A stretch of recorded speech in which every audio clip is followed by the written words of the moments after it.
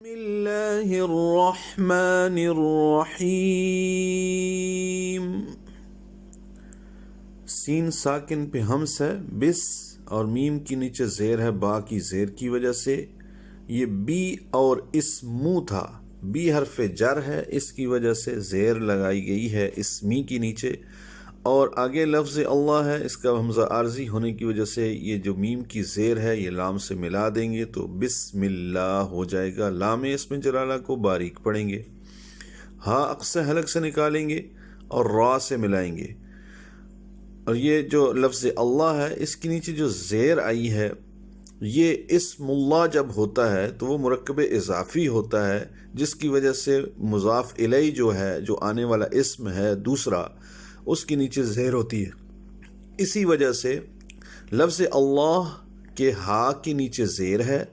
اور الرحمانی کے نیچے اور الرحیمی کے نیچے زیر اس لیے ہے، یعنی نون اور میم کے نیچے،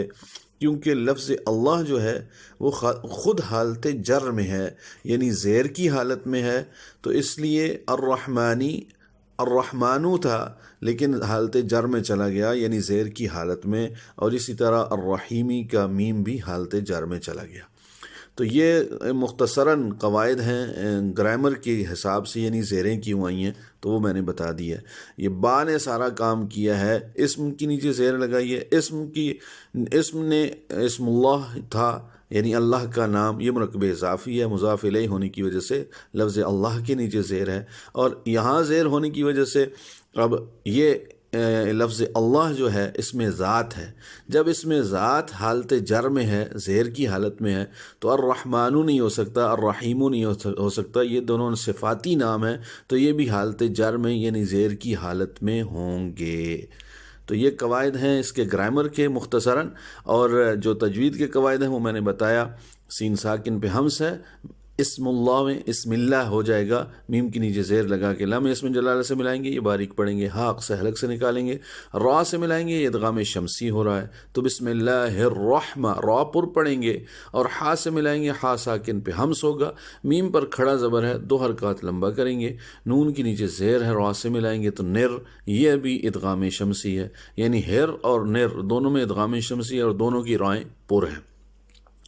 را کو لمبا نہیں کرنا، راحیم نہیں ہوتا، راحمان نہیں ہوتا، یہ جب سر لگاتے ہیں نا تو یہ راحمان راحیم ایسے لوگ پڑھتے ہیں، یہ غلط ہے۔ رحیم، را کو لمبا نہیں کرنا، ہا وسط حلق سے نکالنا ہے دونوں جگہ، پہلے ہا رحمان کی جو ہا ہے اس پہ ہمس ہے، اور رحیم کی جو ہا ہے اس کے نیچے زیر ہے، ہی یا مدہ ہے، اور میم ساکن پہ ہونٹ بند کر لیں گے، اگر ہونٹ ایک دم کھولیں گے تو میم پہ قلقلہ ہو جائے گا تو وہ بن جائے گا رحیم، وہ غلط ہے۔ یعنی یوں پھر سنیے اس کو توجہ سے، ایک دفعہ صحیح کر لیں آپ تو ہر جگہ صحیح ہو سکتا ہے۔ بسم اللہ الرحمن الرحیم، آخر میں بالکل ہونٹ بند ہو، اور اگر ملانا ہو تو الرحیمی ہے تو یعنی پھر بسم اللہ الرحمن الرحیمی ہوگا،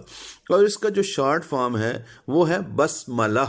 بس باسین، بس سین پہ ہے ہمس یعنی میم لام ہا، بسملہ، یعنی مختصراً اگر آپ کہیں گے تو یہ بسملہ ہے، اور اگر ملا کر پورا پڑھنا ہو تو پھر یہ بسم اللہ الرحمن الرحیم ہے۔